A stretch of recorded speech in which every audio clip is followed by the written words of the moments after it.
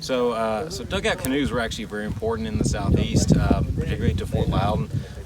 Contrary to what we think of the look of a canoe in the 18th century with birch barks further north, you don't have a ton of birch trees down here, so you can't really make a canoe that's light and portable, and so you rely on the even more ancient technology of the dugout.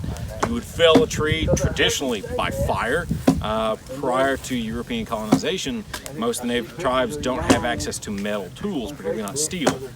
And so they're letting fire do all the work for them. You'd burn a tree down and you would build the canoe there, and that's why they're burning it out like so, is to eat away at the fire with using less and less actual personal effort. If you hack away at a log for hours and hours, you're going to hate every bit of it. It's going to be slow, agonizing work, and the end result isn't going to be as good.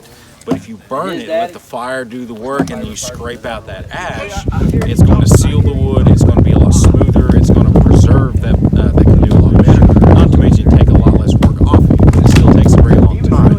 Depending on the size of your log, you'd burn it as much as you have time. Ideally, you'd have a whole community working on it, like you see these guys. They would burn on day or night until it was done.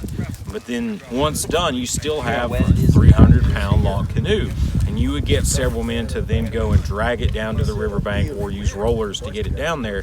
And you can use this to carry cargo, to carry men, to go hunting, to go up and down the rivers on the warpath, or to trade from village to village. The interesting story is the famous figure in Cherokee history, Dragon Canoe, the son of Atakulakala. When he was a boy, he wanted to go off and join a war party, but he was deemed too young.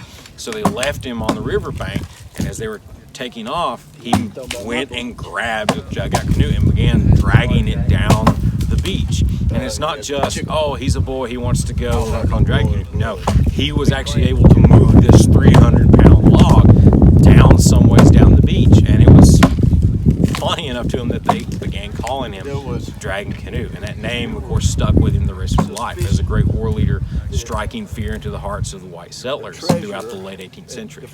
But dugouts were used for many thousands of years around the world, and here all the way well up into the 19th century, and they're still finding many in archaeological excavations today.